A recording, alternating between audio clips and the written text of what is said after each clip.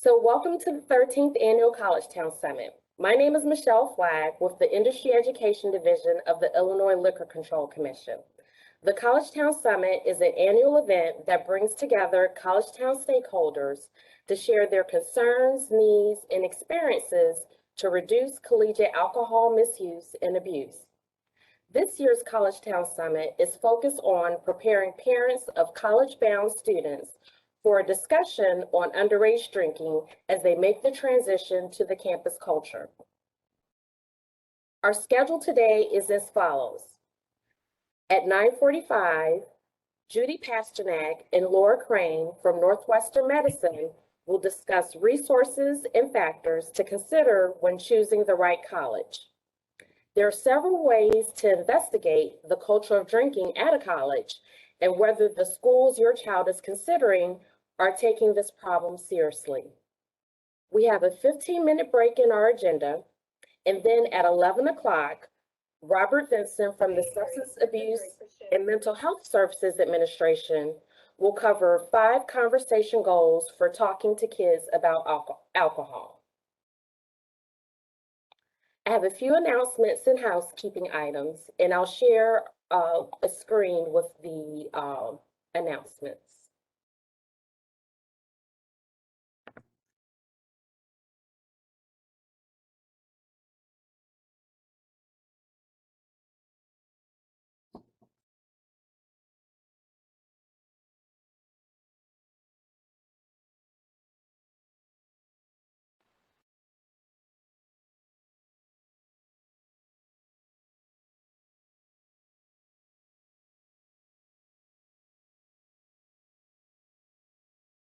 So later today, the Higher Education Center for Alcohol and Drug Misuse Prevention and Recovery is partnering with the Ohio Program for Campus Safety and Mental Health and Ohio Collegiate Recovery Programs. They'll have a Twitter campus community chat. And if you've ever participated in a Twitter chat, you typically just go to the Twitter handle of the sponsor and then follow and start to look at what they're tweeting, and you can retweet and add your own comments. And you can also follow along with the hashtag collegiate recovery. And that will take place at 1 p.m. So you can join to share any ideas. They'll discuss collegiate recovery programs and supporting recovery initiatives for the campus community. Also, and just for a little background, the Higher Education Center for Alcohol and Drug Misuse Prevention, they provide colleges and universities the tools and resources to launch alcohol and drug misuse prevention and recovery programs on their campuses. I first learned of the Higher Education Center through a Communities Talk Twitter chat sponsored by SAMHSA. They also have, so I suggest following them because they also have webinars and other events that can help, again, with regards to alcohol and drug misuse on college campuses. Next, I want to make an announcement regarding Red Ribbon Week. There's plenty of events going on for Red Ribbon Week, but one item that's specific or unique to colleges is the Campus Video PSA contest. This year they have a first, second, and third place. First place is $5,000, second place is $3,000, and third place is $1,000. And the link to the further information regarding the PSA contest is on the screen, and that's www.campusdrugprevention.gov/PSA contest. And if you go to the campusdrugprevention.gov website, you'll see information regarding that.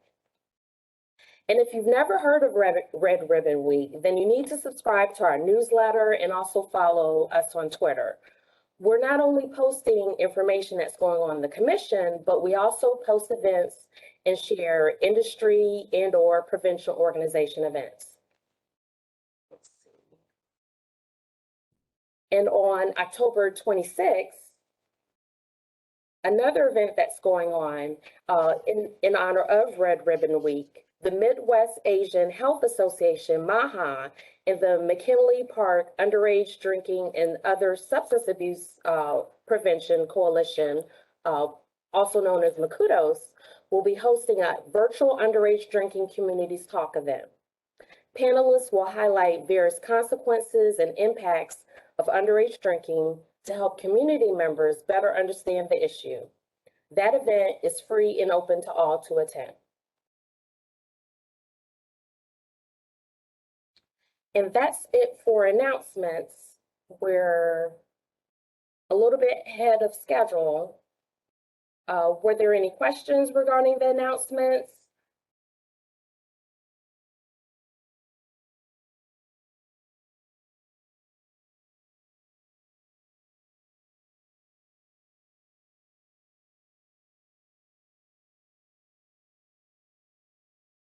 And I'll check the chat. Okay. Good, good, good.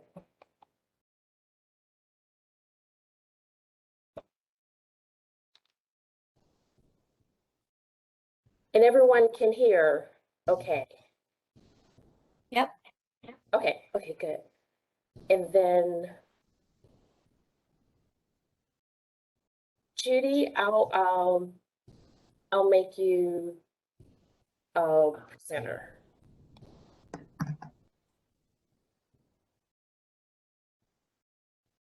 Okay. I think, Michelle, I have the PowerPoint if you want to make me the presenter for Lori. Okay. Yeah, I'm sorry, Laura. Lori's gonna be the driver. Okay, okay. Okay, thank you. Okay, great. And so I got the idea for our next presentation, our first panel, from actually the presenters. So both Judy and Laura contacted me over the summer. Well, actually, one of our enforcement agents connected us, and they shared their idea for a college night for high school seniors.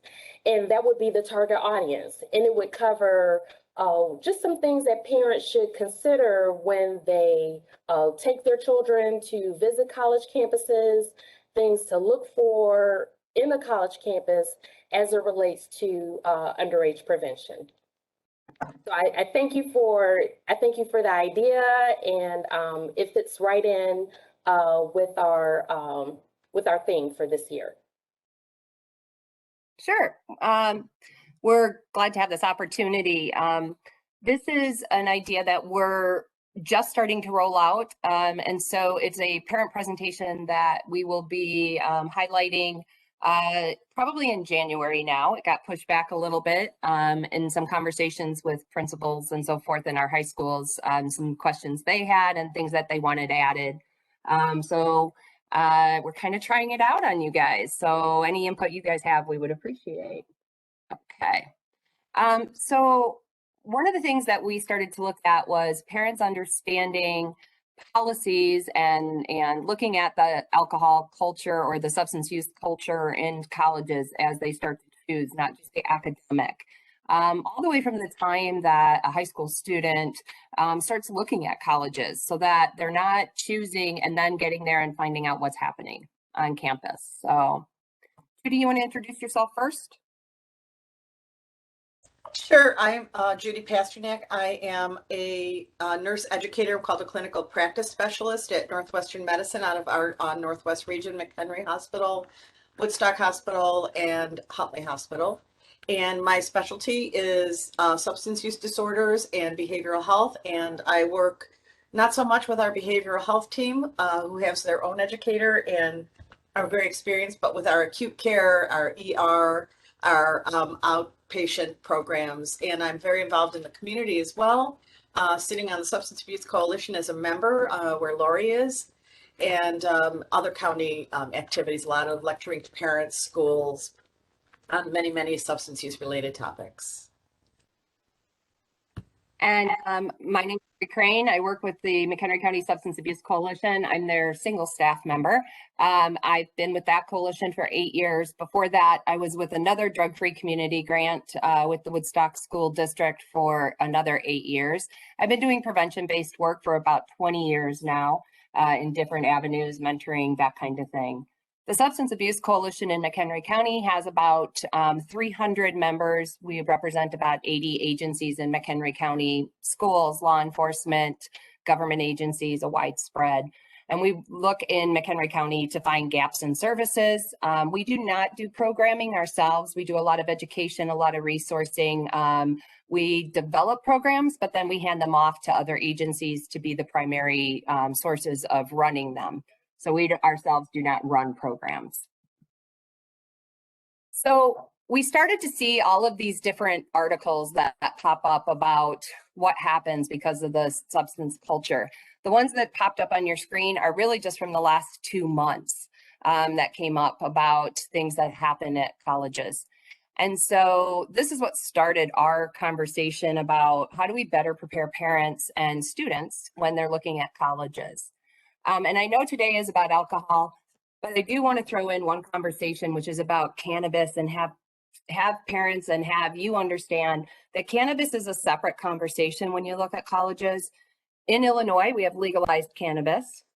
So this is another discussion. And when we look at policy, this is a different conversation, but you do need to have it as a parent, because even though cannabis is legal in Illinois, it may not be legal on your campus.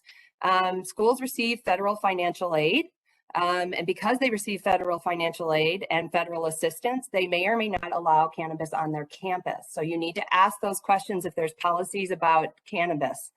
Further, if your child receives financial aid and they get a violation in their school for cannabis, the school is obligated to report that to their financial aid. And you may or may not lose your financial aid based on a violation in your school. If you get a criminal, if you have a local ordinance that says you're carrying cannabis and you could be violated, that too can endanger your financial aid. So I'm not going to dwell on cannabis, but as an alert to parents and an alert to schools, those are things that outside of alcohol, which is what we're going to focus on, people should be aware of. When you look at policy, when you talk about it in your school, even if your state allows for cannabis, you need to know that federally it's still a scheduled drug. And so federal assistance, federal funding can affect what happens on a college campus, regardless of your state law. But let's talk about alcohol. So the National Institute on Alcohol Abuse and Alcoholism, a division of the National Institute on Health, did a survey. This one is from 2019 data, and which is the most recent that they've, calculated. And what they saw for college-age students, 18 to 24, is about 1,500 died from some sort of alcohol-related injury. This would be motor vehicle accidents, falls, head injuries, things like that. So unintentional injuries from alcohol. Another 700,000 or so had some sort of physical assault. Now, so those are not including sexual assaults, those are physical assaults. About 100,000 experience an alcohol-related sexual assault, date rape. Now, a number to kind of highlight on that is we know that 1 in, depending on which study you read, 1 in 3, 1 in 5, 1 in 8 sexual assaults are actually reported or recorded. So yes, it says 100,000, but take that number and calculate it based on whichever research you believe, as far as what kind of sexual assault might be associated with alcohol. And then again, 1 in approximately 10 students meet the criteria for a past alcohol AUD situation in the past year. Those are some pretty significant numbers for what's happening on college campuses. And not every college campus is going to see those types of numbers, but the larger the school, the more impact it has as far as a, quote, party school. And we're going to talk about what a party school looks like. The more likely it is to have these types of impacts. And so we want to decrease the chance that your student is going to have that impact. One of the things we hear a lot when we talk to college-bound parents, college students who are going off is, You know, that's part of the college experience. We need to teach them to drink so they're not part of those statistics. It's okay. I did it. I got through it. Yeah, those are those memories we go back and talk about. Even if you buy into all of that, and that's your parental role and your thought process, you pay a lot to go to school. And if alcohol is going to do anything else, it's going to interfere with what you do academically. 1 in 4 students experience some sort of difficulty in their academics, whether that's they're missing class because they're hungover, getting behind in their schoolwork, like they can't perform on their tests, that kind of thing. 1 night of severe drinking, so some sort of long intoxication, binge drinking, that type of thing, can impact whether you can transfer short-term to long-term memory for up to 2 weeks. That's a long impact. If you're there on an athletic scholarship, you lose 2 weeks of training. Your muscle memory doesn't work. You might lose your college scholarship based on you're not performing the athletic skills you thought you were going to be able to perform. So all of those things really are impactful. So is it like hopeless? Can you just think you shouldn't go to college? Should you not? What do we do? It really isn't. There's so much we can do to prepare, even in a college that is going to be known as a party school or a school that has things. We can prepare and still go to good schools or go to a college and be ready. And so this is kind of the parent conversation that we have, or we want to have with these parents. So where do we start? So the first thing is to let a parent know that basically you have no rights to know anything about your student. And that's because of this. This is called FERPA, the Family Education Right and Privacy Act. Once your child leaves high school and goes to college, you no longer have right to know anything about what they're doing. And this is not based on age 18, which is what a lot of parents believe. If you have a child who is 17 or younger when they go away to college, which happens, doesn't make a difference. Once they go away to college, once they've left high school and gone to college, FERPA takes effect. And the college has the right to no longer share any information with you about their academics, including health, safety, and criminal charges or disciplinary actions. So that's what FERPA says. FERPA does allow a school to make a decision for health, safety, and disciplinary action, but it is up to the school to make that policy.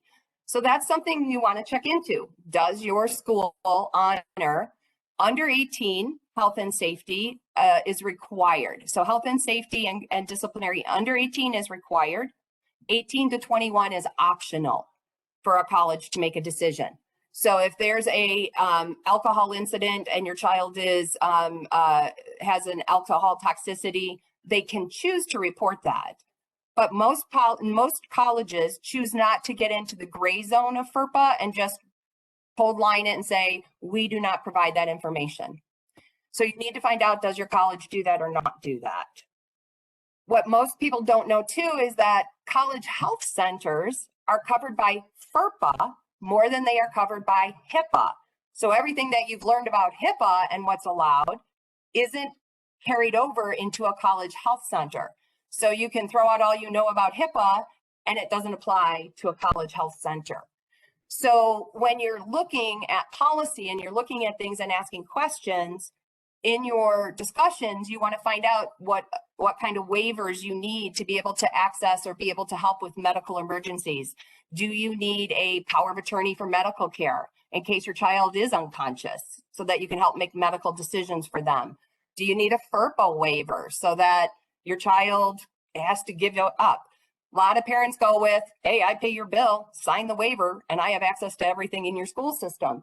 It's not a great way to necessarily raise a young adult. We went with, you give me all your passwords, and we put them in an envelope and we each signed the envelope. I had it on my refrigerator. If I got concerned about something, I opened the envelope and I would read it, and you would know because I'm going to call you and say, hey, I opened the envelope. I didn't see anything, but I'm letting you know. Or, hey, I opened the envelope and I was justified because here's everything I found. And that was a way for us to have trust because when they came home, they would see it unopened or opened.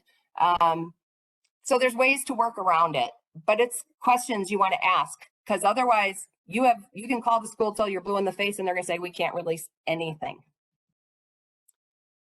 And finding a drug policy should be easy in a school. Should be easy, but it is not. Some schools are very upfront. Alcohol substance use code of conduct, it's titled that. You'll go right to it. You'll know what it is, and you'll think you found it.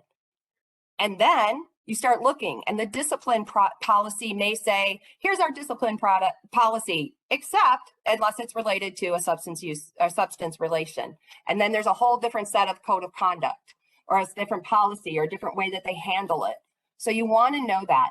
I think that when parents and students go into schools, when they get to the code of conduct or the student handbook, they kind of routinely sign that and say, yep, I've read it. Read everything. The behavior code of conduct might be different. There might be little side notes about substance. So you might be at a game and it might say something about behavior for fans. And there's a sidebar that says, if you get tossed for a game because you had an alcohol thing, that you're never allowed to attend a game again. You need to know that, because if you attend a game after that, you can be suspended from school. So knowing how alcohol might relate to other things that you do is important. You also need to look at things like if you participate in athletics or theater or arts, or if you're in a specialized program like a medical program or a science program that requires certain things, those programs may have stricter codes than your school. So if you're signing those, you need to find out if you have a stricter substance code than the school, because you could be kicked out of those programs even if you're not kicked out of the school. The same thing with residency. Do you have a residency code that says you can't drink? A lot of dorms are set up as an under 21 dorm, an over 21 dorm. You might have a dry dorm or a 420 dorm. What do those look like? Honor codes. Do you have an obligation to report if you see or know something? Is that part of your honor code? And that may not show up in anything else but the honor codes. So know those things. So they're hidden sometimes and we don't know them. And just like I talked about cannabis, how does your school apply with your federal, state, and local laws? Because you may have federal, state, and local laws that don't align with your school codes. So knowing all of those things, once you start to zone in on a school, it's important to read all three of those things and put them together and make sure that your student and you are comfortable with how all of those things are going to interact. And so it gets overwhelming. There's this nice site, College Drinking, Changing the Culture. And if you go to this site, hopefully it's going to pull up here, there's this great map. So if we want to go to Illinois, here's colleges. Not every single one is listed, most of them are. And then you simply click on this and it will pull up their college site. It does take you to their policy page.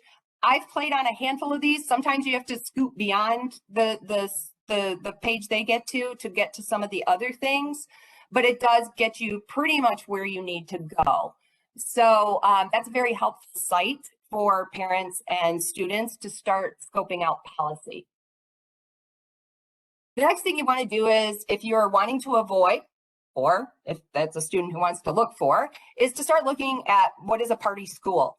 So the biggest thing about a party school is usually a party school is those that have high rates of student drinking and drug use, and they're usually associated with fraternities, sororities, and athletic teams that have high volume of attendance.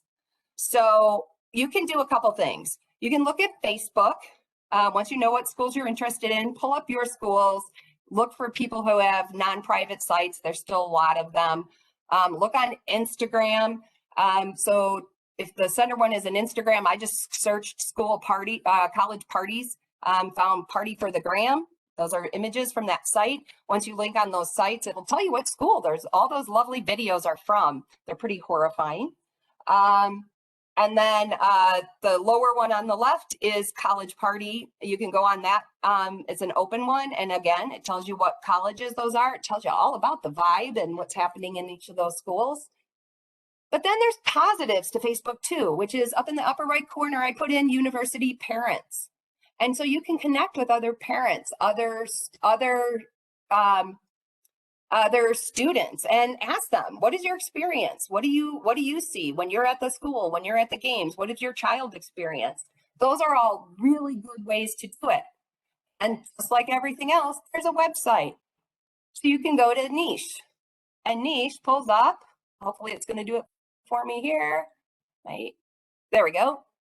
The 2022 top party schools in America. So you can choose to avoid or choose to check into or read more about those schools.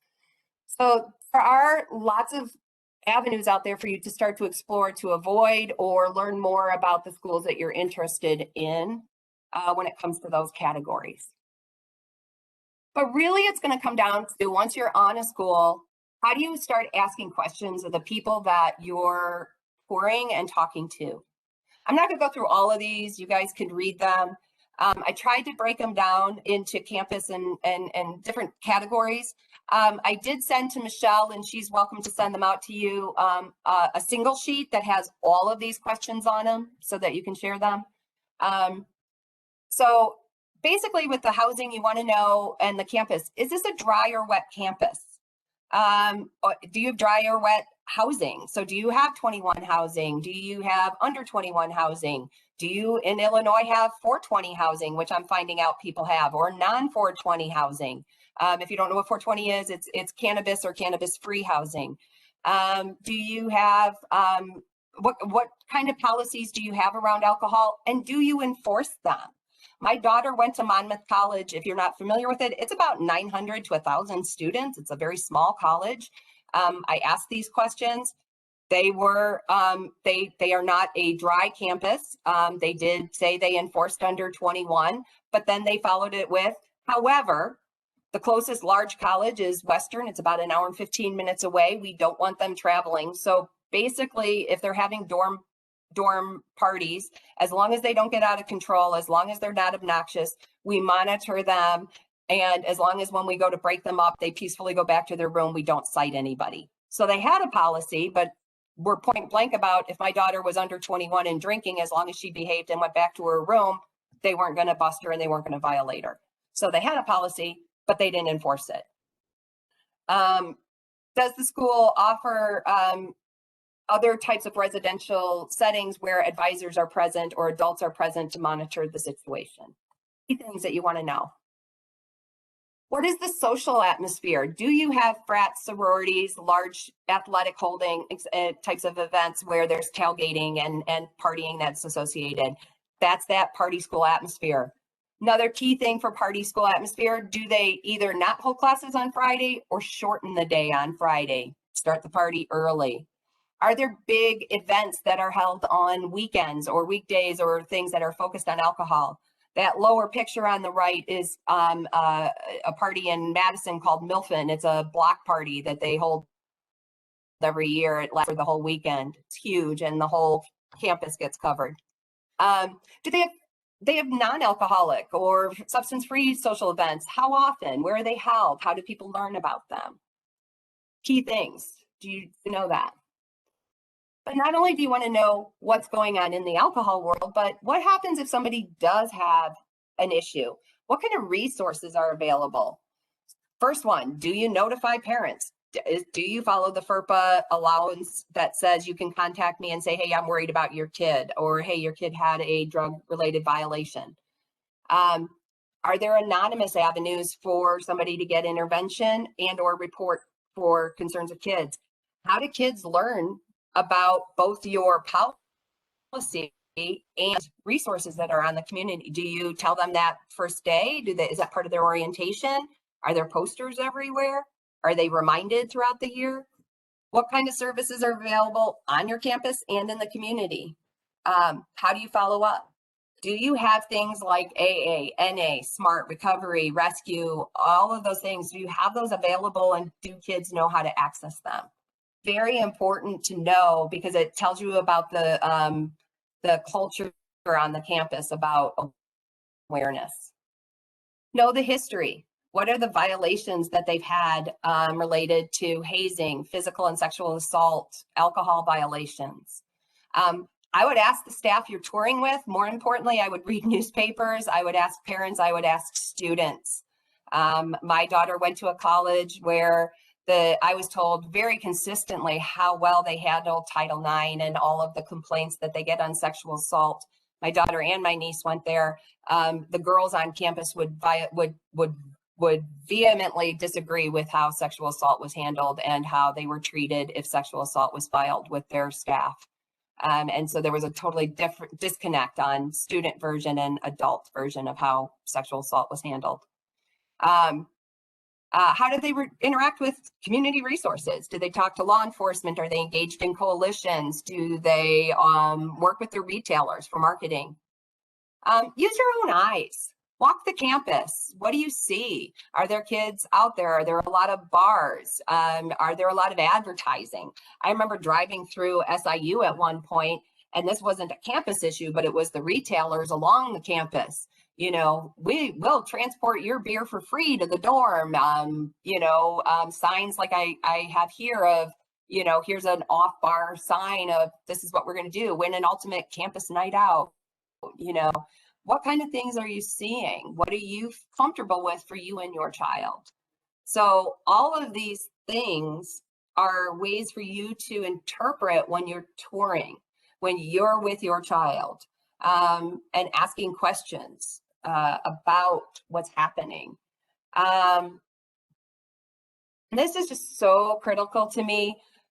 We leave our children in the hands of a school when they're recruited, whether they're going there for basketball, whether they're going there for music, whether they're going there for art or theater, sometimes just as a student and you want to experience the overnight. And usually what happens is those children are then put in the hands of a college leader who keeps them overnight. I know from personal experience and many, many parents who have talked to me about it, that almost always one of the experiences that all those leaders feel they need is a party or a experience that has contact with substances. And kids aren't prepared for that. Parents need to have a conversation with their child about what does that look like. My daughter and I had that conversation. I said, look, I think you're going to get exposed to this. What are you going to do? And she's like, I'm just going to drink water. I'm not going to have anything. I'm not going to do anything.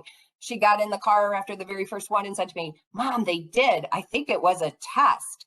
Now, I will tell you, she toured for 2 years and was on many of them. I don't believe in my heart that she made it 2 years and never had a drink. I would pray she did, but I don't believe she did. But we need to know that those things happen. Please, if you're leaving a high school student overnight as a parent, make sure you have a phone contact for someone, because one night I did get a phone call and had to pick my daughter up. I know parents who have said, oh, I dropped my kid off and I go back home. And then I just go back the next day sometime and pick them up. Stay close by. If your child needs to call you and pick you and you need to pick that child up, be there, be close by so you can get them in a hurry. She was in a situation where she went to the party and some guy was hitting on her and the person was like, oh, that's so cool. You're so young and this guy thinks you're hot. She wasn't comfortable with that. And I went and picked her up and I couldn't find a coach. I didn't know how to get a hold of a coach and say, hey, this isn't cool. Until the next day when I met with the coach. Have those phone numbers. Make sure that that's a requirement, that your child and you have a coach's number that is available 24/7 while that child is on campus. And be able to report that. It was reported not only to the coach, but I reported to the school president at that point and said, my child is underage and was approached while on a tour being advised by your leader in your school. And this happens all the time. And we need to know that. And some young boys and girls think it's cool that a college kid thought they were attractive and making hits on them, but it's sexual assault. So parents are critical to this conversation. And I'm going to pass it off to Judy to talk a little bit more about parents. All right, thank you. So I think we have to remember that parents are probably one of the #1 preventive factors in how and if kids drink, right? We know that research shows that a lot of times when students stop drinking, it's because parents stepped in, because they had those conversations, because they discussed alcohol use or the consequences of alcohol use. Go, Lori. I did. Okay, there you go. So Obviously, you want to keep your lines of communication open, and I know at 11 o'clock you're going to have another conversation around how to talk to kids. So I'm going to just brush on some of this as well, and we may have some same aspects, so and some things that might be a little bit different. But you want to know the school's programs. You want to understand what they do about prevention, as Lori said, and you want to understand what you do in an emergency. How does the school handle emergencies? You want to talk to your kids about the dangers of drinking, right? Obviously, you see the bullet points here. There are legal penalties. You can overdose. In fact, for so many kids, many start drinking obviously in high school. That actually begins earlier than we think, unfortunately, for many, many, many kids. But there are kids who their first exposure, they're well protected in their home life, and this doesn't really happen until they get to college, and then it's like from one extreme to the other. So we do see a lot of alcohol overdose kind of issues coming up. Of course, injuries, poor decisions, unsafe behaviors. But you want to encourage parents, and as parents, we want to encourage our kids to know how to drink in moderation if they're going to drink at all, even though we might want to ultimately message don't drink at all. Please, please, right? And I think that we want to make sure everybody knows the signs of an overdose and how to help somebody else. Because sometimes just giving that little modicum of responsibility to your student might help them rethink how they want to approach alcohol and also be an incredible resource for other students. So you do want to kind of know if what's going on is going to be a problem, and especially if you haven't seen any drinking or any odd behavior in your student prior to college, right? You want to some of these things that you're going to see in these slides, you may never know. Your kid may be so far away, or their kid may be so far away that they're not seeing the day-to-day, but you will see some of these effects just in your general interactions with your student, right? Increased use of alcohol unless they're drinking at home, or you see the effect you may not notice. How are they talking to you in the evening? If you're calling in, if you do those home calls, does your child seem impaired? Do they seem obtunded, right? Do they seem like they're slurring their words, that they're not 100% with it when they're having a conversation with you? And when you ask if something's wrong, they're like, oh, I'm just tired. But it's happening all the time. If kids are drinking more and more to get the same effect, we know they're building tolerance, which means they're drinking a lot. If they're not doing the things they need to do, if they're hungover, if they've spent a lot of time drinking, they might be missing classes. You might see failed exams. You might find out, if you have those lovely waivers we hope we get, right, that they're not coming to school very much. If you have any idea that somebody's drinking alone or day drinking, those are just not good signs that alcohol is being handled if they're drinking at all. If you start noticing friend changes, right? Who are they hanging out with? What kind of behavior are you seeing in their friends? If you do meet their friends, so much of this is happening away from parents that it's hard to grab onto some of these things. So this actually, I think this is a thing you begin to watch in high school, quite honestly. And in preparation for college. Where's their money going? If they're really going through their money, what does that mean? What are they spending it on? I think parents need to be confrontational about that. I'm sending you this much every week. What is it going to? I expect you to send me a budget, and even teaching them things like budgeting so they can't work around that. So that you know where their money is going. And if you're hearing or you're seeing consequences, you're getting calls from the health center, things like that. The kid is having accidents, you're getting a call for the car insurance, if they're driving. Those are all signs that something might be going on. Watch for things like sadness and depression, and it may not just be the adjustment to school. We know that when kids go off to college, it's a big adjustment. It's a big adjustment, and behavior does change and mood changes happen. It's not a slam dunk that it's alcohol, but alcohol would definitely aggravate this, or it might even just be simply a warning sign that alcohol use is going on. If your child talks to you about thinking about drinking, hopefully you're having those open conversations, but I think a lot of this you don't get the advantage of seeing, unfortunately. If your child says, I have been drinking, but I'm trying to stop. If you're trying to stop, that means you're having trouble stopping. You shouldn't be trying to stop. You should just be, I'm not drinking anymore. like I said, that day drinking, that idea that, in the morning somebody seems impaired, you once in a while have a phone call with your student, not at night. Call them in the morning, call them at lunchtime, see how they're doing, what are they doing. Those are great ways to interact and watch for any signs of a problem. If anybody else contacts you and says, I'm concerned about your student, whether it's a teacher, whether it's a health center, whether it's a friend, if anybody is showing any concern about your student or intimating that they're drinking, those are things to watch for. And of course, if they're coming home and their hygiene isn't good and they're just not taking care of themselves in the same way, and when they come home, they're sneak drinking or you smell alcohol on their breath, things like that, they can't, they're far into the weeds on that. So there's that alcohol on the breath. Did your child gain a lot of weight? And again, these are such tricky symptoms. And I think they're tricky symptoms because the simple adjustment to college life, the simple adjustment of being away from home and having more responsibility for yourself and more stressors, everything you see here could just simply be that, right? It doesn't have to be, oh, they're drinking.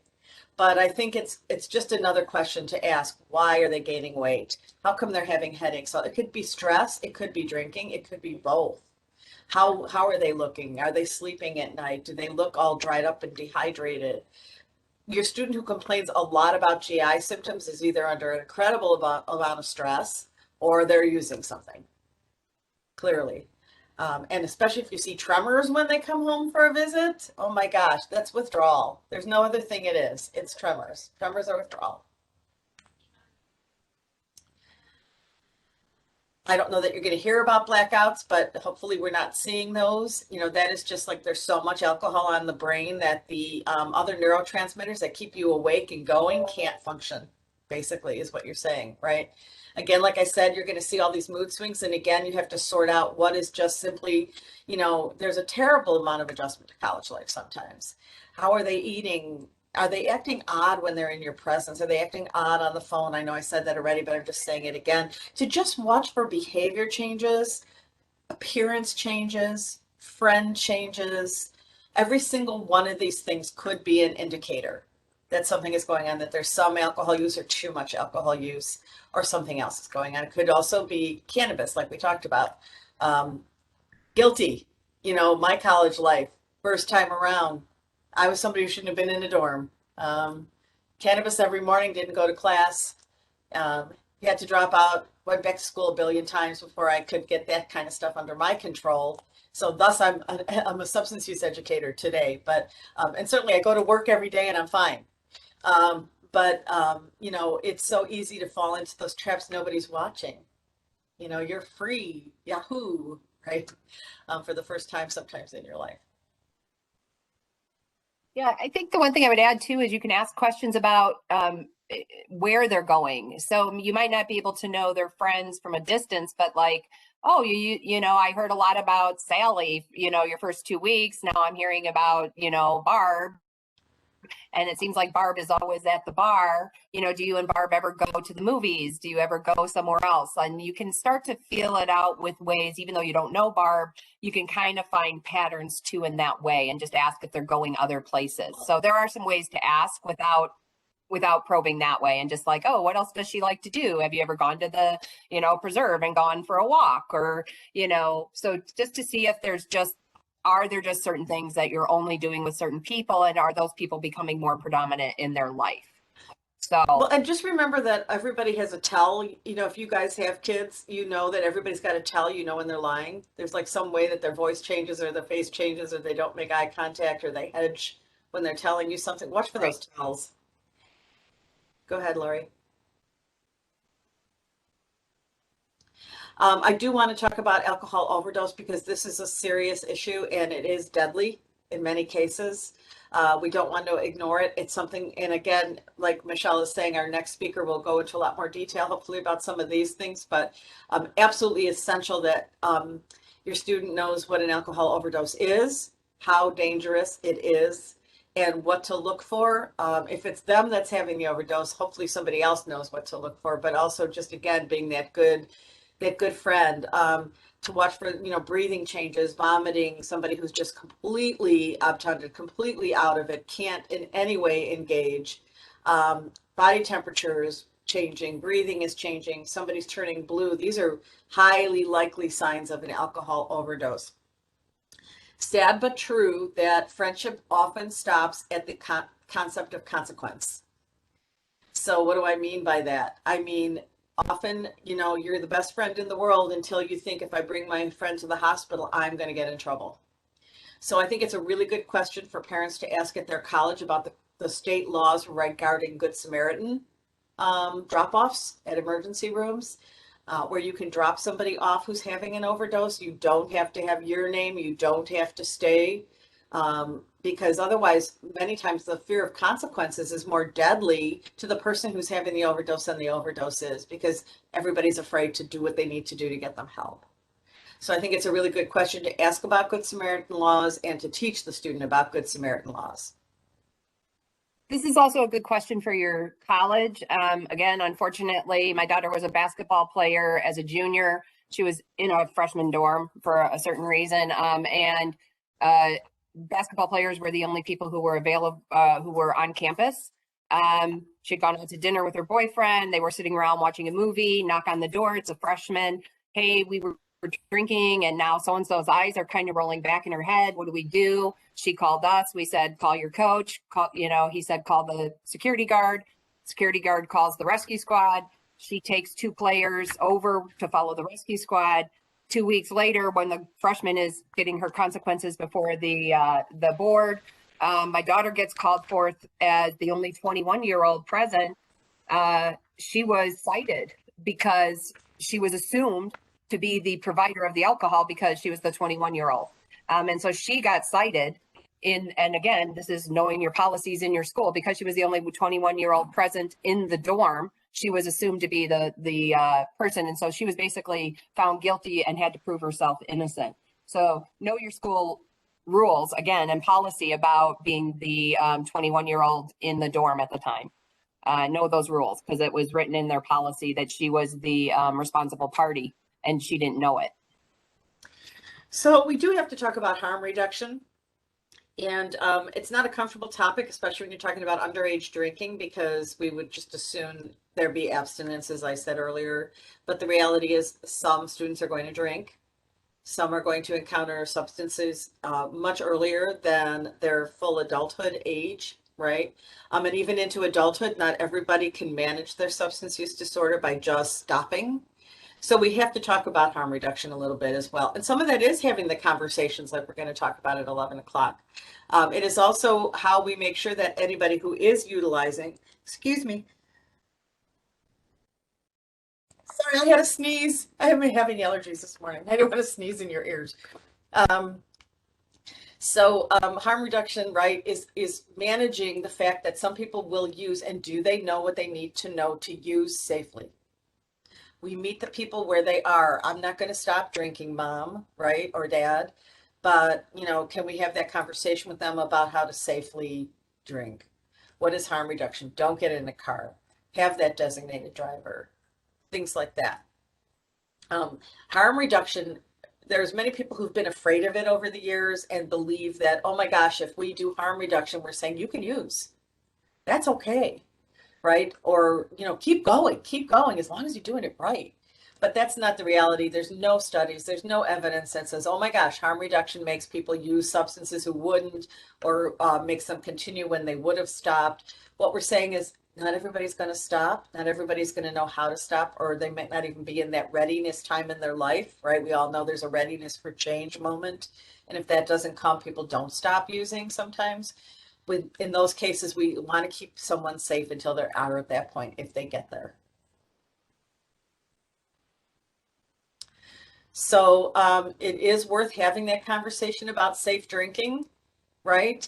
Making sure that if you're going to go out and you are going to drink, I'm your mom, I don't want you to, but if you're going out and there's going to be drinking, you guys should just Uber back and forth. Just don't even think twice about driving.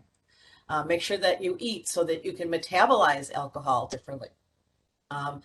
If you're not going to use Uber, having a designated driver, making sure you're not pressuring other people to drink who don't want to drink. Making sure that you bring your own drinks with you to events, right? Or carry your own bottles and never ever pick up somebody else's drink or leave your drink unattended. Because that's where often consequences come from as well. Some of the dangers of drinking are not the alcohol themselves, but the environment and the decisions that are made during those times. If you don't feel like you're in a safe environment, you don't feel like you're around people who are going to support you and take care of you, probably don't drink around those people. If you feel like you're, going to have a change in your behavior or you're drinking and you don't feel right, let somebody know as soon as possible that you trust. You should never be alone in a situation without people you trust. And then finally, we cannot ignore the fact that this is the age at which, pregnancy might happen. And, fetal alcohol syndrome is no joke. It is a terrible condition. Drinking during pregnancy changes the life of everyone in the family, the infant, the parent, everybody. Nobody should be drinking during their pregnancy. That should be avoided. And that conversation has to take place. So I said some of these things already, right? Also drinking slowly. Drinking games are the worst thing in the world because you just, you have those first few shots and you're laughing and you're having fun. And then the alcohol catches up somewhere in the middle when you've already had too many shots. So you don't always realize how much you're drinking. It's a really good idea to slow down, count your drinks, know how much you've had, take a little break in between. Maybe, for every drink you have, then have a bottle of water. That's a really good way to slow it down and also to make sure you're well metabolizing any alcohol you are drinking. And again, these are conversations for a parent who is comfortable with saying you might drink and I want you to be safe when you do. Not every parent wants to have these conversations, and we realize that. But this is really mitigation. This really is safety in my mind. Make sure you're not mixing substances and don't make decisions about who you're going to have sex with while you're drunk. And it's really not necessarily consensual sex if you don't have all your inhibitions in place. I just want to note in our resources, I have a thing, if you haven't seen it before, Consent TEA. There's a resource in there. It's a video that's on YouTube. Feel free to add that to a conversation with parents. Absolutely. It's in the resources for you to look at. Okay, so I'll take over a little bit here. I just want to double check our time. Yep, we'll have enough time to do some questions. So we wanted to add into, so what can colleges do or groups like coalitions, so forth, look at? So there's individual types of targets. So you can target high-risk groups, Greek organizations, first-year students, athletes, and then anybody who's mandated, someone who's had an incident, somebody who may be, and I say mandated, but that you can also target high-risk individuals who are coming in. So maybe a high school student who's already been identified as having a substance use disorder, or a parent has said, maybe there's a family member, or they know that they've had a traumatic event in the past year. Those type of kids can be targeted early with support services and have high results of decreasing the risks associated with alcohol use as a freshman or sophomore. There's indications that colleges that spend a lot of time with their first-year students and do supportive services with first-year students have lower alcohol and substance use related incidents in the last 3 years of college. And then Greek organizations and athletes, anybody who targets those groups and keeps their situations associated with Greeks and athletes down has a better result overall in colleges. So focusing on those and creating safer environments in those communities makes it easier. You can do education and awareness programs. When it comes to targeting individuals, what works best is cognitive behavioral kind of talk therapies, and then also rebuilding some skills with them, motivational enhancement therapy, and then behavioral intervention by trained health professionals. Peer support works, but not once the individual has started to demonstrate alcohol related intense things. Peer support works best in the initial stages. But here's really what works best is strong policies that are enforced and that people are consistent with those policies and that everybody knows the policies. don't bury them, don't hide them, you know, make them clear, make them easy access. Alcohol-free activities and venues where people who don't want to be engaged and involved can have the same types of experiences without substances being involved. McHenry County has a sober bar. It gets a lot of traffic now where people can go and have the same experience. They can play pool, they can listen to good bands, they can have things that are going on. They just don't have alcohol. And that has become a bigger sell now than it used to. And I think those are the type of things that people are looking for. We can have college without alcohol. Restrictions on marketing. So off screen, these are billboards that are posted all over different college campuses. This one just happens to be the Huskies, but they're all over. We can restrict the kind of marketing and not have it be this automatic that, you know, when you get to a college campus, this is what we associate. There can be a social norm campaign and enforcement of those policies. The campaign at the bottom is a one that I took offline. But it's a whole series that they do, and they have posters all over their things, just kind of reminding that, you know, hey, you know, there's reasons we don't want to get drunk and ruin things in our life as we move forward. So social norm campaigns work, even at the college level. They're very effective in high school. But if we remember, the college brain is still developing. If we realize that 25 to 28 is now considered full brain development. So social norm campaigns work very well still in college. Specific interventions with those high risk groups that we talked about. Just reduce the access. Do we have to have bars on campus? Can they be more off campus? Can we reduce the hours that they're available? So maybe bar sales don't start until a certain time. Maybe retail hours stop at a certain time. Maybe the bars close on certain times. You know, same thing, marketing and sales. Maybe we don't allow delivery to campus anymore. You know, that kind of thing. Making sure DUIs are enforced. Maybe there's a coalition that's willing to work on a taxi service so we don't have kids driving. I was on a campus and I thought that was one of the best things is they had a group that really, they just did all of the driving after 10 p.m. because they didn't want any student driving. And so it was a free service to get you to and from all of the locations. Enforce compliance. I mean, I get that there's kids who are under 21 in college, but compliance is compliance at a bar. And I don't know that should, you know, continue.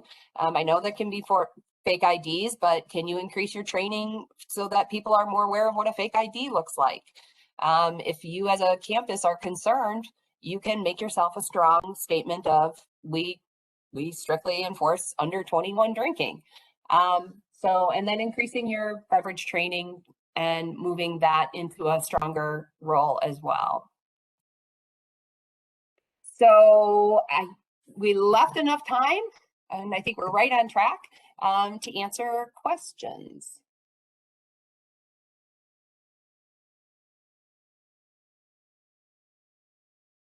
And attendees, you can come off mute and ask your questions if they weren't already answered. And I'm sorry, I saw chat flashing, but I didn't read. So if there were questions and you put them in chat and we didn't answer them, re-ask them.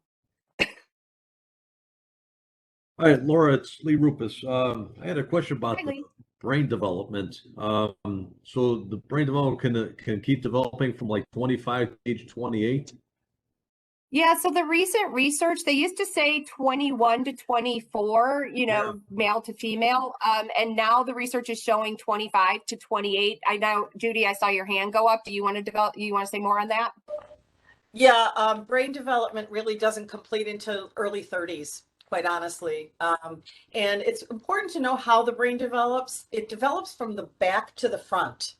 So if you know about the brain, like, so when you're a baby, right, it's all reptilian brain. It's all the back brain, you know, the amygdala, its function, its basic need. then starting in adolescence, which is where these kids kind of are, it's more the middle brain. It's that limbic system, right? So this is the reward time. So lots and lots of reward chemicals, lots and lots of dopamine, lots and lots of feel-good stuff, oxytocin, all those great chemicals, those neurotransmitters, right, are going into play. And so it's all about, hey, I tried that and it was awesome. I'm doing it again. But the problem is that after 30, you still have those reward chemicals going, right? But you have that frontal lobe with your impulse control that says, okay, that felt good, but you know what? You want to get up in the morning. You still want to have a job tomorrow. You know that your liver wants to make it to the 90s if you make it, right? And so your frontal lobe isn't kicking in until you're, well, for me, I'm still waiting and I'm 67, but you know, for most people, it develops around 30. So you've got all this this reward with no decision-making capability. That's why kids think they're immortal. That's why kids just think, feel good, try it, feel good, try it, feel good, try it, feel bad, don't do it again. But they don't have that control over the good parts, right? Yet to say something can feel good and not be good for me.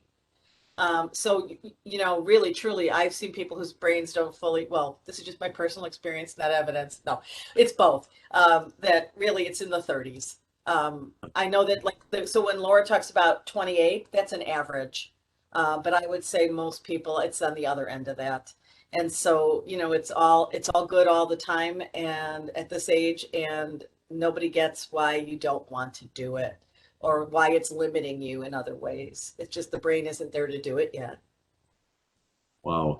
And if you're trying to cite that anywhere, NIDA has the best research on that brain development. Nora Volkoff has been great, and she's been doing all sorts of brain scans and other things. She's the one who's really changed the thought process about when the brain is fully developed.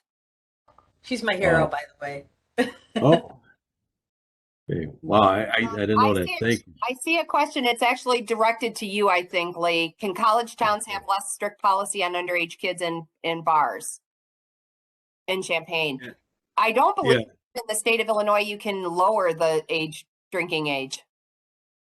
No, we can't, but the bar entry age is based on local ordinances and local municipalities. It's entry age, but they can't drink alcohol. The age of drinking is still 21, correct? 21. Yeah. Yes, still 21. Yeah, entry can be different ages, but because I know we have that up here too, where they can be located to the bar is guided by locale, but so we can enter into the bar area and how close they can be to the actual bar is by locale, but then whether they can be served alcohol is no different. You still have to be over 21. Yep. Does that answer your question, Bob?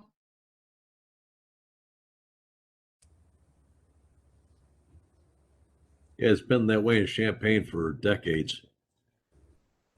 Yeah, and I know other college towns, they've tried to say that to me too. They're like, oh no, they can, and we're a college town, they can have alcohol. And I go, no, they can be in bars, but they should not be served alcohol. That's the difference. Right.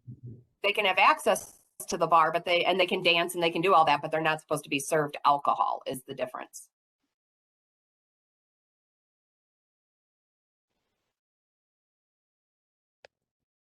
Other questions or other things? Any comments about it? Like I said, we're kind of working this out as a presentation. We've been showing it to our local principals. They struggled a bit with harm reduction, but we've gotten them over that hurdle now and saying we just really need to be honest and have those conversations. We would love to think parents are, you know, successful in that kids don't drink, but you know, I'm a prevention person for 18 years and I have to be honest and say my child probably did not make it through 2 years of recruitment and never have a drink on a college campus. Mm-hmm. So, you know, would love to think I didn't. On the topic of harm reduction, we actually, this is a plug for some of our materials that we have. We have a pamphlet and it's available. You can contact us for, great. So Lee has a copy of it too. So the content is very good. Ignore the address, it's the old address, etc., because we're now in the Daily Center. but the content goes over some of the things that you talked about as it relates to when another student sees something, sees some of those characteristics that you talked about, they then know what to do, who to contact, et cetera. And then it provides just different tools to help them to be able to possibly save someone's life who has resulted, who has taken too much alcohol. But it talks about, this is our alcohol poisoning brochure. So award-winning brochure. Yes. Yeah. And so you can contact us and Lee will send those right out. And then we also have, they're available on the website, but we also have the college parents guide on underage drinking. And it goes over the consequences and social host law a little bit, and just some of those other things that students should be, well, parents should be aware of. And I sent Those you a are couple available others that from liquor control. Yep. And I sent you, I knew you had yours that you were going to send out, but I also sent you a few more that I found that I thought were very helpful for community and for parents, that I thought were very helpful. I also included the recent reports on underage drinking and prevention that just were released. Okay. So that you can share those if you want. You can go through them before you send them out and decide what's important. You know your group better than I do. And I don't care if anybody wants the PowerPoint. Michelle has it. Yeah. She's welcome to share it. Okay, that was my question. Okay. Yeah, we just ask if you use it, just give us credit, or if you take things off of it. I mean, most of it we gathered from other locations ourselves. So we tried to, there's a page after this that has all the resources, so you'll know where we got all of our information. I do want to let you know, we have, you may or may not know him, Jermaine Galloway. He's known as Tall Cops Says Stop. We're doing called High in Play Site. It's a virtual event, Monday and Tuesday. Monday, we have 2 sessions. Tuesday, we have 1 session, this Monday and Tuesday. They're 3 hours each. One starts at 9, one starts at 1 on Monday. And then Tuesday is 9 o'clock. Tuesday's designed for law enforcement, although law enforcement's welcome to join us on Monday if you can't join us on Tuesday. And it's free. All you have to do is email me if you're interested, and I will send you links. So if you're interested, it's High in Plain Sight. It's looking at drug trends and also specifically looking at things like clothing and marketing tools that are, you know, so that if you're looking at somebody and they're wearing a clothing that's like a stash clothing, I guess I would call it, instead of stash items, how you would identify that, how you would know that, what are the current trends, that kind of thing. So if you're interested in that, And I have heard him speak before. all you have to do again, I'm at the bottom. I'm sorry? Judy, yeah, Judy's saying she's heard him I before was and he going was to say, great. I've also heard him speak, and I just wanted to share that I have found him phenomenally helpful and interesting. He knows stuff that I thought I knew a lot, and then I said I don't know much until I heard him speak. So he's really great, and he's really worth listening to, and it's virtual and it's free. Yeah. So not just an ad, this is a personal testimony. Yeah. And he has a newsletter that anyone can subscribe to, and then you can find out about presentations and how to contact him. Right. Yeah, so he let me open this up to anybody, so everybody's welcome to do it. So good timing on that, just that it's here and it's free, and you can share it with, you can share my email with anybody who you think might be interested. I'm taking registration all the way through Sunday. I am out of the office, but I will go in Sunday night and send the links to everybody Sunday night. Okay. And if you're watching, you'll see Laura's email is on the screen now under questions. And please, I'm always happy also to answer any questions. Feel free to email or call me anytime about anything. Obviously I'm more on the healthcare side of this, and signs and symptoms and brain development and addiction. Those are more my areas of expertise, but I'm always happy to be a resource to anybody. No, I think everything's been great because one of the perspectives that you offered was the questions for parents to ask. And then our next speaker will be more so once the parent starts that conversation, they're going to get some questions and how are they going to answer those questions. So I think it's going to be a great balance for giving parents tools on know what to look for, and then once you get asked those tough questions, how to handle that conversation. So I really appreciate your contribution, and I'm looking forward to the, did you say January? It's going to be moved to January or Yeah, just because we've been kind of, I think what we're doing is opening it. We're going to do it as a countywide event with a panel.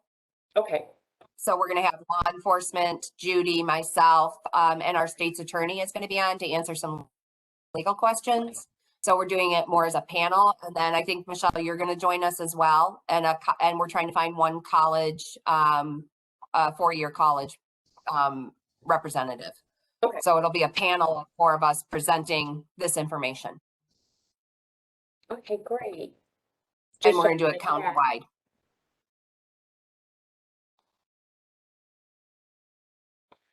So we'll have a 15-minute break, and then our next speaker will begin at 11 o'clock. And if you have any questions or want me to send something to you or a website, just pop that in the chat, or until 11 o'clock, you can just come off of mute and also ask as well. Oh, thanks. Kind of put that up so they can see.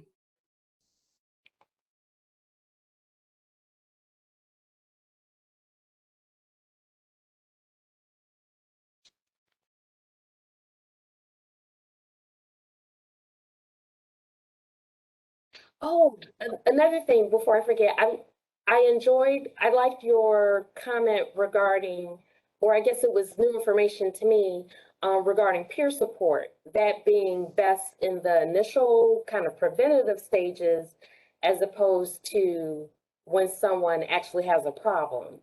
And because sometimes it can be the blind leading the blind. Yeah, once they need therapy, they need therapy. Like they need to get into treatment, they need a treatment. They need a behavioral health specialist. But then again, once they get into AA, NA, then you're back into peer support, right? But there's a point where a student needs treatment or a specialized caregiver, then they need the specialized caregiver. AA and NA can work. And I've never known AANA. That's why you want to make sure you have those on campus. But it's possible that a student is going to need, because of the complication of depression, anxiety, and things that occur in school, you may need to sort out, is it a true alcohol use disorder or is it stress, anxiety, depression? That needs somebody who may or may not be a peer support specialist. It may need an assessment from a true behavioral health provider to sort out what the true problem is before we engage in an AA program that may or may not solve the problem. So peer specialists are fabulous. I love them. We're building our recovery coach teams right now. But sometimes you need an assessment to determine what the true problem is first. That's what I meant by that.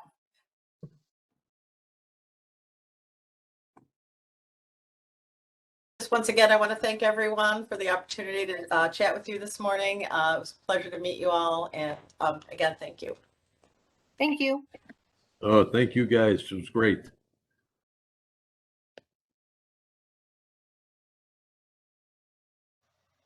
So our next speaker is from SAMHSA, and I mentioned that agency earlier, the Substance Abuse and Mental Health Services Administration.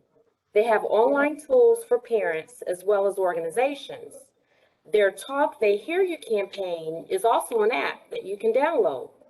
The Illinois Youth Survey indicates that over 50% of parents have a conversation regarding alcohol with their children, but our next speaker will provide parents and caregivers with methods of initiating this discussion.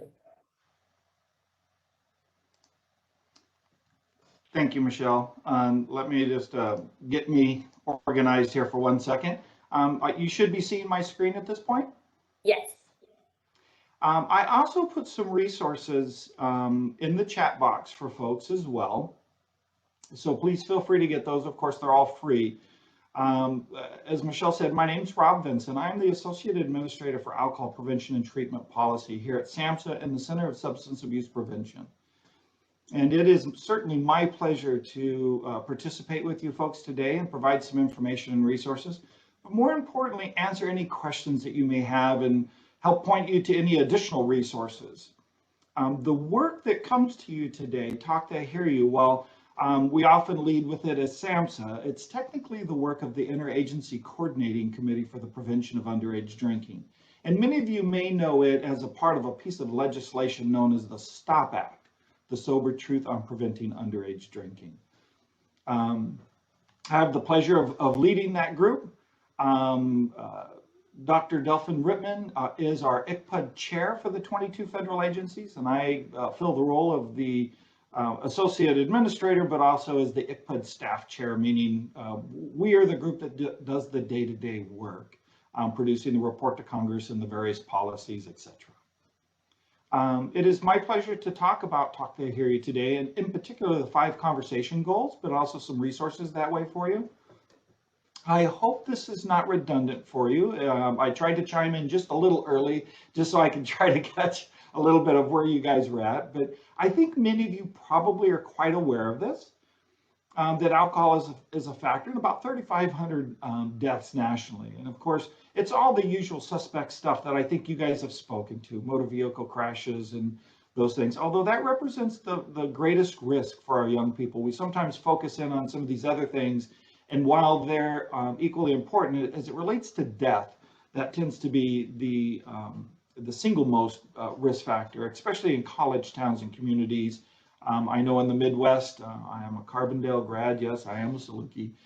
I know that periodically, people cross different state lines and do these things. So needless to say, it presents itself quite a challenge.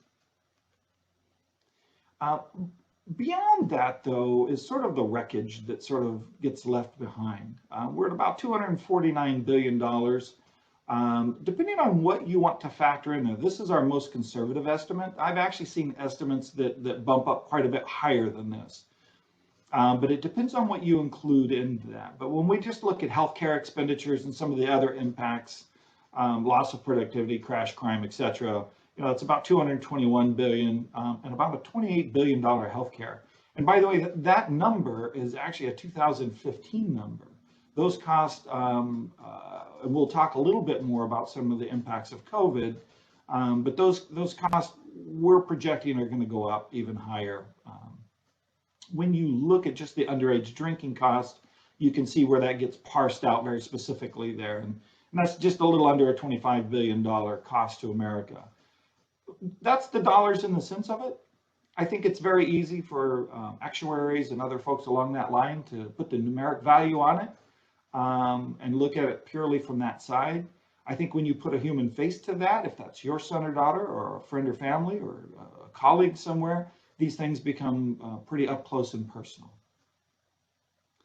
So let's talk a little bit about the role of parents and caregivers. I think most of us could agree, and the research bears out, that they play really one of the more important roles in helping young people sort of navigate the waters.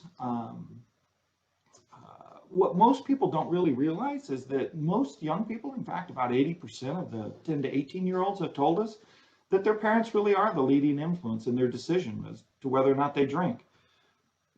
And that comes through modeling, discussion, a variety of other things. We'll talk more about different approaches as we get further into this. but not having what I refer to as the one big talk, and I'll talk more about that later. What is important is that I know for a lot of folks, especially as they mature into the college age, but it seems to be around teenage and beyond, lots of folks will say, well, they're not listening to me. And the reality is they may not always look like it, but they are listening. There's a lot of things that go on in that process, but that all becomes part and parcel of the conversation. And it's really never too late to talk. Sometimes people might assume, well, he's now 21 or he's gone to college. And as I listened into the sort of the college bar entry conversation that, well, they're there, it's college, it's that period. I think these are the exact times. In fact, we've made great strides in our 12 to 17-year-olds, but in that older crowd, that transition age youth, 18 to 25, we have hardly dented that effort very well there. And that really presents itself as a big challenge. So our point is it's never too early and it's never too late to have these conversations. And they should always be framed from a space of, I care for you, you're a part of the family, or, rather than I call it the statistical lecture sort of mode. And it is, we often talk about sort of the, what's the right age, and we promote and suggest as early as 9. All of our materials are developed for those kinds of conversations. So 9 to 21 is the general frame that we're usually talking from. But I also know that doesn't stop there, especially when parents, caregivers, but I might also include coaches, faculty, other folks that are part of the community as well. You heard me talk a little bit about start these talks before your child, before they're exposed to alcohol. That's in the best of places, and that's where we want to start from a pure prevention perspective. And what we're really recommending, whether that's at 9 or frankly 29, as far as I'm concerned, we're encouraging frequent little talks rather than the one big talk. And I'll just give you an example. When we talk about the one big talk, and I'll just use the sort of the 13-year-old as an example, most of us probably remember the big talk, and usually a lot of us go, oh yeah, so dad or mom's going to talk to me about sex or something along those lines. And really the thing that happens at that moment in time is that the parent is scared to death and the child can't wait to get out of the room. So I'm not sure how much actually gets listened to. So what we're recommending is that you have multiple frequent talks, regardless of the age. I refer to it as 61-minute conversations versus the one big talk. But it's also important to be very direct and very honest about your conversations, especially as children develop and mature and get closer to that 21 or even beyond that 21 age. Let's see if it's going to move. I noticed just a little lag time here, so let's hope that it doesn't skip too many slides when it catches up.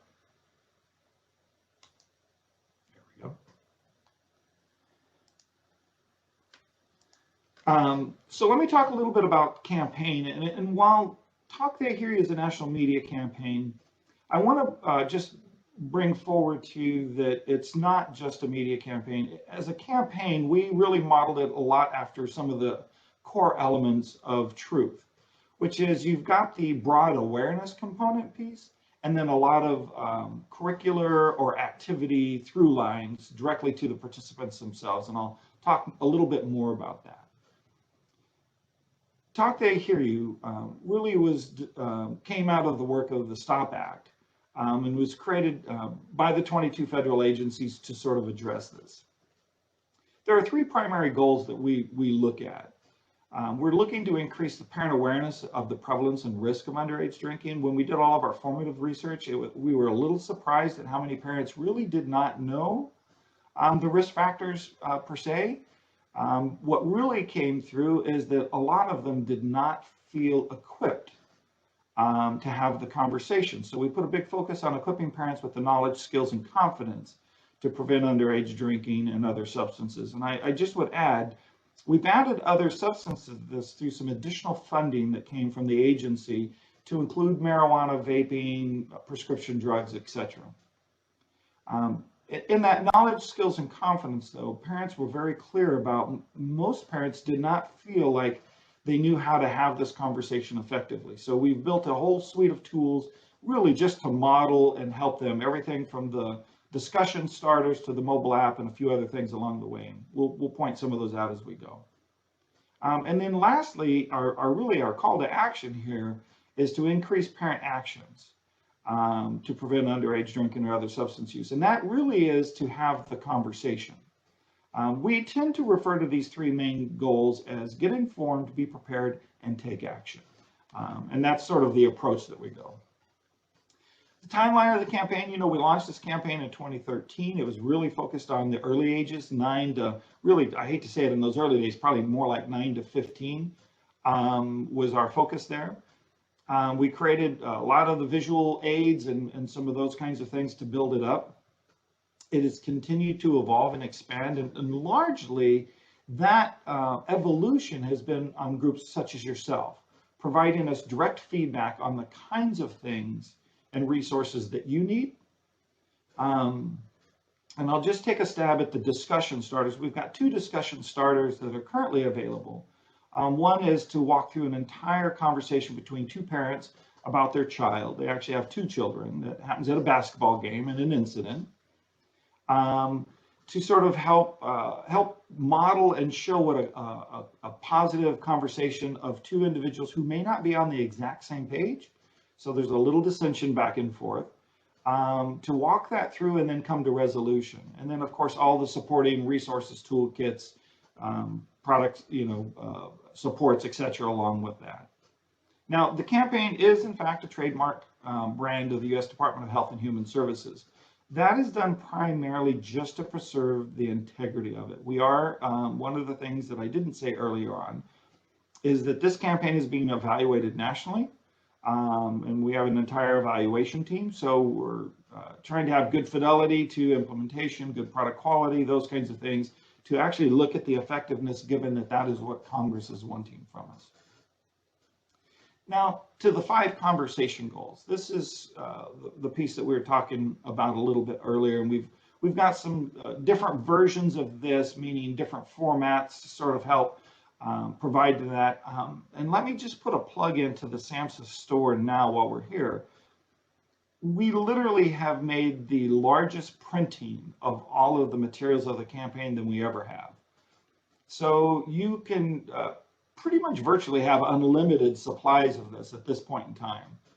I think on this particular item right here, I think we just printed 25,000 of them. And they're getting ready to print another version or another printing of them as well here coming forward soon.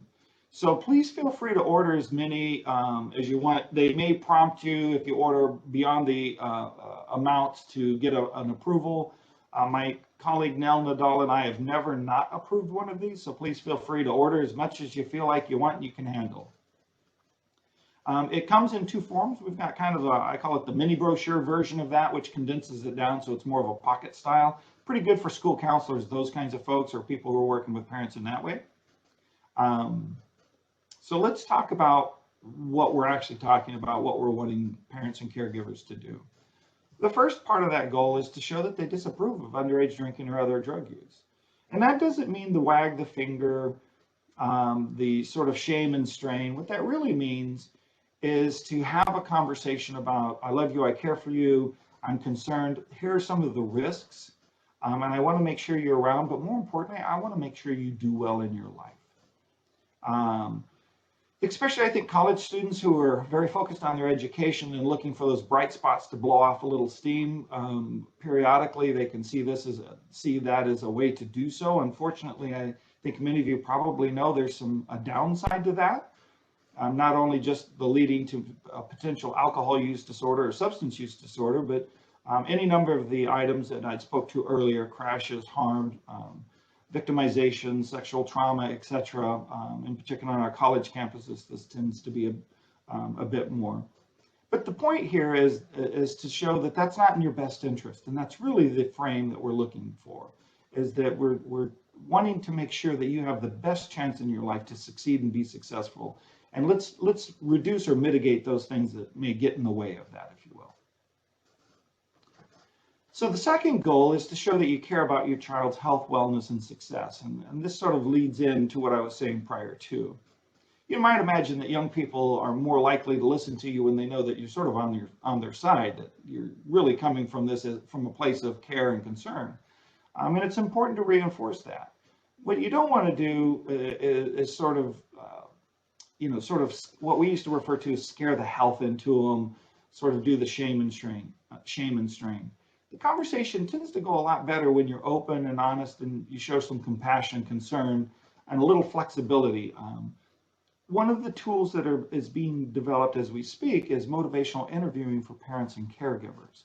And that particular style of conversation has proven to be very successful in many fronts. One, it's an evidence-based practice. We've never done it with parents and caregivers, so we're very interested in seeing how that goes and its effects there. I'm having just a little delay in the movement here. There we go. So the third conversation goal is to show that you're a good source of information, and that sort of gets to what I was saying earlier about get informed. Is what are the facts? What is happening? And more importantly, especially some of the things that you guys were talking about a little earlier, it's important to have that local information. What's happening in my county? What's happening in my state? The national picture is always useful in terms of putting things in context broadly, but local is what really matters, I think, to most of us. As a parent or caregiver, you're certainly going to want your child to make good informed decisions about alcohol and other substances. There's an impact here as we have looked at COVID and relaxation of laws for home delivery and a variety of other things that I think we're going to see some very different impacts than what we've seen for the last 2 decades, which has been a steady decline. At the same time, we're also relaxing in many states the marijuana laws, both recreationally and medicinal. And this is creating some mixed messages for an awful lot of young people. So combined with all that, it's very important, I think, as a parent caregiver. But when I say caregiver, I also include other folks. This is school faculty and other people in that same conversation, because anybody who's really touching the life of a child, we think it's important that they're all informed equally. So, it's important to establish yourself as a trustworthy source of information, that you're sort of up to date and aware on that, at least to the degree you can be. And I recognize we're all quite busy these days, but it is important. The fourth part of this is to show that you're paying attention.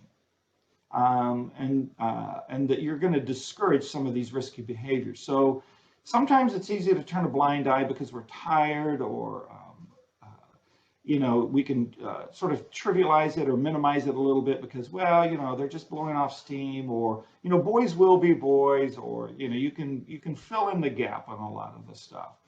The reality is all of that is a message to say it's okay. You can go ahead and do that. It's really just important to be what I refer to as present in those observations, whether you're in a school or anywhere else for that matter, and that you're aware of what your child's up to. If they're going to a house that's a big party house or those kinds of locations, and try to be subtle, and you have to respect privacy, especially as they're getting older and growing up. But at the same time, I think it's not necessarily a good idea just to give them a free pass. And of course, the last one of these is build your child's skills and strategies. We used to refer to this as refusal skills in the early days. The same ideas apply here. Alcohol is pretty pervasive in America. It is to be expected from my perspective that at some point in time they're going to try it or get involved in some, or be pressured to do so, especially as they start to enter into college. And a lot of that happens with the developmental phase too. I'm now 21, so there's a lot of effort that goes into young people who are 21 having their 21st birthday party, which for some is quite fatal. So what we're really advocating for is helping them get a plan to avoid these moments and times, especially around prom or key dates of times sort of around those periods. And above all, to keep the conversations kind of low key. We're not trying to grill and drill. I think the point here is to have a meaningful conversation that's authentic and useful and productive in that space. All right, so preparing for the talks. You need to decide when and where, and sometimes people feel like they're just rushed and feel like they need to go into that. make it on your time. Make it at a meaningful time. And small talks, cars are great places for kids. I don't know what it is about the car, but it seems to be the place where I've had more luck in having children open up to me and have those conversations. But also dinner, some of those one-to-ones, walks, some alone time on the basketball court with son or daughter, lots of different ways to do it. But again, we just want to emphasize this notion of multiple little talks and not the big one talk. It's also important to be able to answer sort of the tough questions. And I know for a lot of us, I'm one of those guys that turns red-faced real easy. But kids are curious, and they're going to ask you, well, so what did you do, Dad? What did you do, Mom, when you were my age? And, some of us have probably engaged in some things that weren't at the standard or the ideal that, we might be advocating for our child. I think it's important to be honest about this, but also to put it in context of just about how risky it might have been, or if there was a brush or a circumstance that was unwanted or not healthful for you. I think it's also important to point that out. But again, don't try to scare them into it. That tends to be a little counterproductive depending on how it goes. Kids are often going to ask, so why is alcohol and drugs bad for me? And I know one of the previous speakers talked about sort of the work from NIDA and NORA and some of the PET scans and some of the work that's been occurring there. And it's important to put it all into a context. Otherwise, it becomes sort of the lording over, if you will. Lastly, how do you handle these things? Kids will get invited to parties. We're a social being. So can I go? Well, if you're going to go, what kind of conversation can you have to set some expectations and to set some sort of rules? But more importantly, can you give them an escape plan? If they get into trouble somehow, is there something you can do? Have a code word? There's any number of things that can be done in a number of ways. The buddy system's great, especially for young girls. But I think it works well for boys as well. So some of the other questions that kids often ask that are a little tough. So what if my friends ask me to drink? What do I do? This is about sort of having some pre-rehearsed conversation and practicing that even if you get a chance. Doesn't have to be big. Doesn't have to be a big effort. It just needs to be thought ahead of time. And again, emphasizing that, that we know more than ever that the risk to kids who drink and use other drugs, this affects grades and a number of things. So I tend to circle it always back to their health, wellness, and well-being. That we want you to be healthy. We want you to be very well in terms of your approach and emotion and your capabilities, and that your well-being, meaning you're happy and feeling productive, is these are the things that can erode some of that. So continuing the talk, so once you have the first conversation, we tend to want to say thank you and congratulate people to help people think about it. But, a couple of things that once you've had that conversation, remember that frequent conversations with your child are going to build that sort of strength and keeping that dialogue open. It's very easy to take a stance because you're scared and close the conversation down. What you really want to do is have a chance to have another conversation, even if they didn't get it, even if it didn't go well the first time. Make sure that you provided them, good information that's age appropriate, because sometimes it's easy to talk above or talk below for kids. And of course, that turns off. If you're talking to a 21-year-old and we're talking to them more like a middle schooler, they're not going to be very appreciative of this. Also, it's just good to sort of find other avenues of information for them so that they can validate it for themselves. And then think about it actively.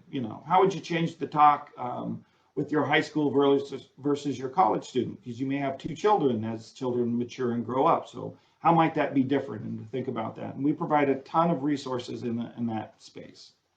So here's some of the campaign materials that are all that I spoke to earlier that give you some pointers and tips in that space. They're all in the SAMHSA store. There are some additional campaign materials. Why should you talk with your child? What about impaired driving, answering tough questions kind of materials as well.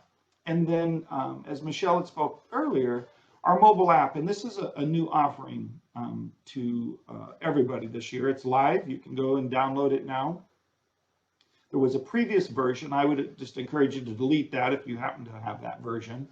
The new version is essentially taking prevention completely digital.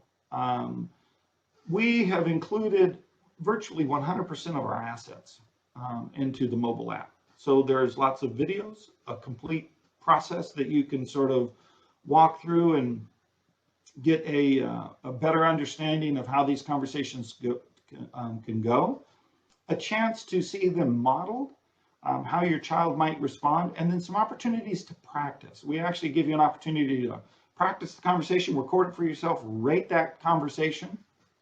In the next iteration, we're actually building in a self-screening and referral management system. One of the things that we're very aware of is, and I'd heard one of the prior speakers speak to this, should a child be in trouble and need more resources than would be warranted for a sort of a preventative conversation, we wanted to give parents or caregivers some tools that if they thought their son or daughter was beyond these conversations and they were more worried about that they could actually do a screening themselves. They could invite the son or daughter to do the screening with them as well as a way to have the conversation. There's also kind of a third rail in all of that that is really designed what we refer to as collateral folks, but that could be professional organizations or professionals.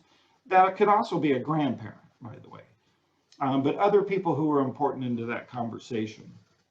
The mobile app is, we're continuing to add to it, and we would certainly love feedback from anybody that is interested. Lastly, I'd like to leave you with our latest offering here, which is Parents Night Out. And Parents Night Out could be used in a college campus. It could be used in a number of ways, but the idea here is, yes, I know it's Parents Night Out, and most people are going to say, wow, it's a free pass for parents. Yay, we're going to go do something fun. Well, yes, maybe. This product was really designed based on sort of the feedback we got from parents, caregivers, educators, and communities, that parents were looking for more skill building and more conversation. So it's really designed to help build that out in conjunction and using the mobile app. But there are two versions of it. As COVID-19 hit, we quickly realized we needed a virtual version of this. And so we have a 1-hour version of this that's completely virtual. And then we have a 3-hour version of this, which is really more designed for an in-person sort of process that's more facilitated, those kinds of things. The in-person is really designed to be a much more active, interactive session to help inform and prepare and assist parents and really how they might have that conversation should they not be feeling confident or strong enough to do so, or feeling like they need some more help. It also taps into the core campaign messages that parents and caregivers should be really having conversations often and frequently. This is available to folks now. We've created a complete toolkit for folks and some guides at this point so that people can roll it out at their convenience. As with all Talk They Hear You products, we have a little over 1,400 partners in all 50 states, 300 cities with the campaign, and virtually everything we do is actually implemented local. Everything we've shown you here today, actually, but everything we've ever developed has been because somebody such as yourself or a coalition or a prevention professional somewhere has suggested this is something they need or would be useful in their community. So with that, let me just pause and take questions and see if I can answer some things that might be useful to you folks. Hi there, Mr. Vincent. I just have a question. What kind of feedback has your program gotten, and how does the feedback come? Does it come through email? How do they contact you and give you feedback that this stuff has worked for myself and my child? So what kind of feedback have you gotten? Well, so we get engagement, community engagement, and a number of other feedback points in a number of ways. One, we actually do a community engagement meeting 4 times a year to have folks. We always roll out our new materials, usually at CADCA, and sort of get opportunities there. But with every message and every item, those are actually tested formatively in focus groups, where we literally run focus groups all around the nation to get that feedback and input. Lastly, we actually conduct a full-on evaluation. We're actually in our case study evaluation with a control group right now. We've got a school in New York and a school in Ohio that are the subjects of that case study as we speak. But we've done 3 other versions of case studies prior to. You could also find, and in the links that I put in the chat, you will find in Chapter 5 of the report to Congress a full-on evaluation narrative and how the campaign is evaluated, the tools and instruments, and its outcomes, because Congress wants outcomes from us. And so that's in part what we have to do to, one, satisfy Congress, but more importantly, actually build a good campaign. So I see there's some questions here. Let me, and lastly, I'll just leave this up as we do questions. But I thought I saw, and I may be misspeaking. Michelle, if there are questions, just shout them out, because I'm all of a sudden having a problem getting to the chat. So I was on, there were fire engines passing a minute ago, so I had typed just a comment that regarding, I'm in a mom's group, and so from what you said about the parents' night out, would that be kind of a good group or a good program for us to coordinate and put on for each other? it is. So is it kind of like for parents to share? So the idea here is it's a combination of providing some information. So I think part of it is that sort of providing some information, but it's also to do what you just spoke about, so that parents have an opportunity to engage, talk, and discuss, and sometimes, if you will, share their fear or their success, whichever the case may be, and then work through strategies to help them mitigate sort of whatever the issue is that's sort of prevailing for them, if you will. So that's sort of the approach that we've taken with that. Okay, thank you.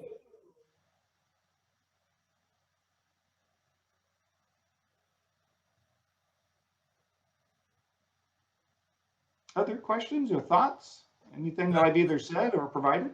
Yeah, Mr. Vincent, I just printed out the your report to Congress in the different states. I'm going to read that, and I could probably find a lot of stuff on there. But this was excellent information. Just want to give you a nice compliment, and I appreciate you taking the time here to share all this with us. Well, and Lee, you know, I would tell you, I sent you the ICPD links. What you should know about that, you've got the report to Congress in Chapter 5 would have the evaluation, but you also have the state performance and best practices report. Yes. And so there's a 2018 and a 2020. We're just now publishing the 2021. That's working its way through clearance as we speak. Okay. I just want to make a note about the report that might be useful to folks. For many years, we focused primarily on prevention. This year's report, you're going to see it focus on prevention, intervention, treatment, recovery, enforcement, and research. The goal is to actually synthesize the latest research in a way that's useful. Now, I apologize that the audience is Congress. We're working to, because, you know, so that's not always helpful for the local folks. I just, you know, let me completely acknowledge that it's written in a particular way. Imagine I have a full team of attorneys and a full team of social scientists. So you can imagine how that conversation goes. So, but that being said, it is useful information, and it will help you if you're looking, I shouldn't say it quite this way, comparatives from state to state on the 26 policies that we talk about as evidence-based practices. But it will give you some ideas in terms of how things are going in a variety of ways.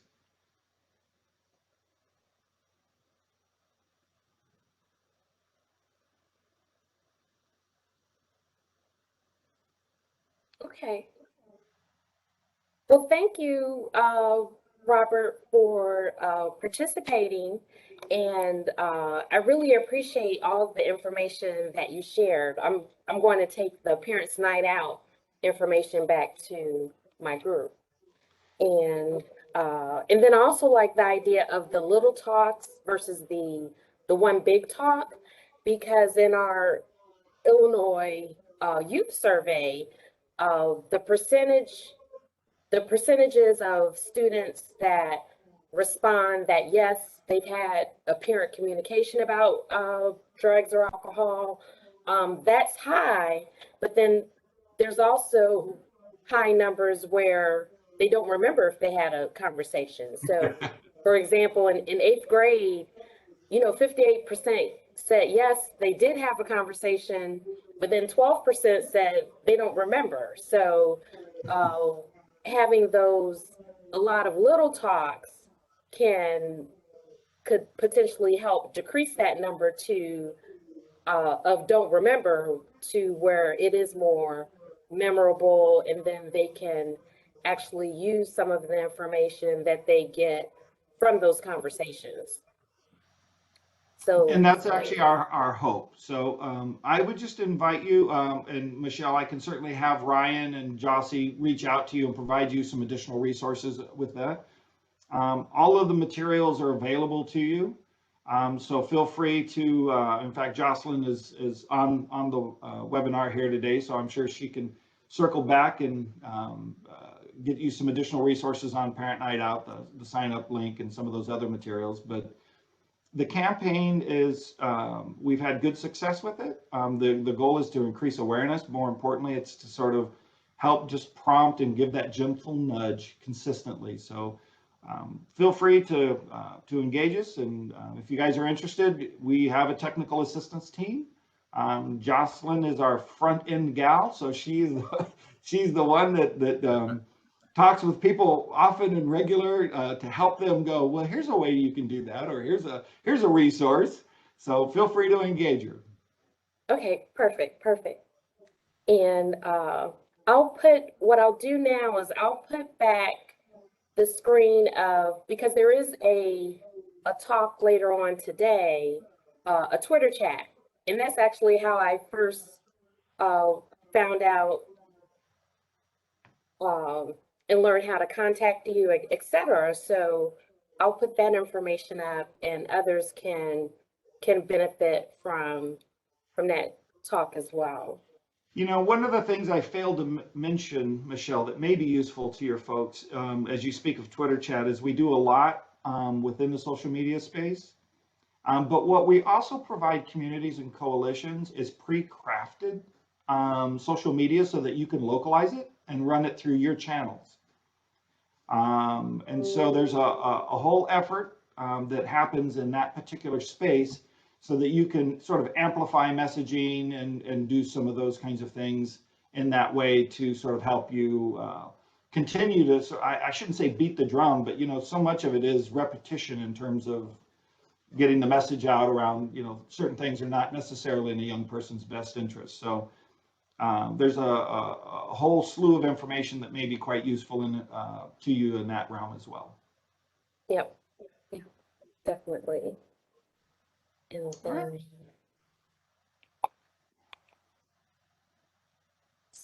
and then there's another event taking place on October 26th. Lena, are you still on the call? Hi, Michelle. Yes, I'm still on. Okay, you can come off mute and share more information about the event on the 26th, and I'll bring up the flyer. Okay, thank you. Hi, everyone. My name's Lena. I'm a program coordinator at Midwest Asian Health Associate, and I oversee our substance abuse prevention program. On October 26th, in celebration of Red Ribbon Week, we will be hosting an underage drinking virtual town hall event.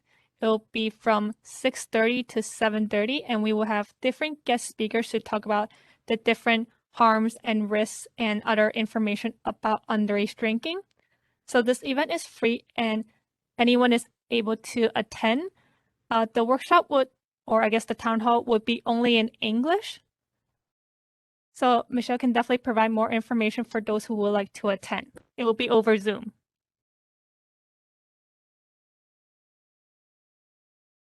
Can you see the flyer now? Yeah.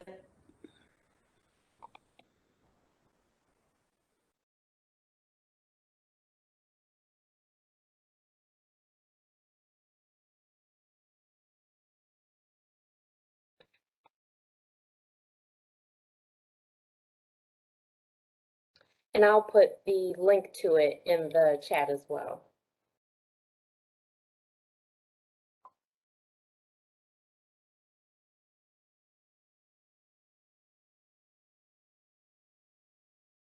Okay, so that concludes our College Town Summit today. Thank you for attending. And what I'll do is for the presenters where the information, their slides are available, I'll send those out to all attendees. I'll use the email address that you use to register for the program. So if you want me to use another email address, please put that in the chat and I'll save the chat. I see a couple of familiar faces back from when the town summit, the College Town Summit was last in person in 2019.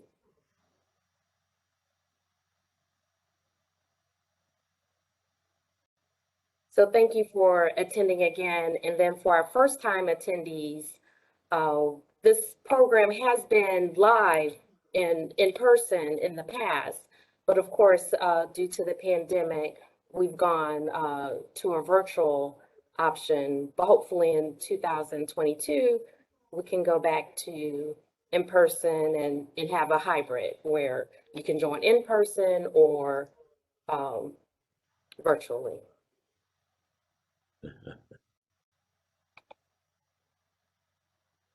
Well, thank you, and I'll let everyone finish with their day. Right. Thank you. Thank you, My Michelle. pleasure. You have a great day. Thank you. Great job. Everyone have a good day. Thank Bye-bye, you. Lee.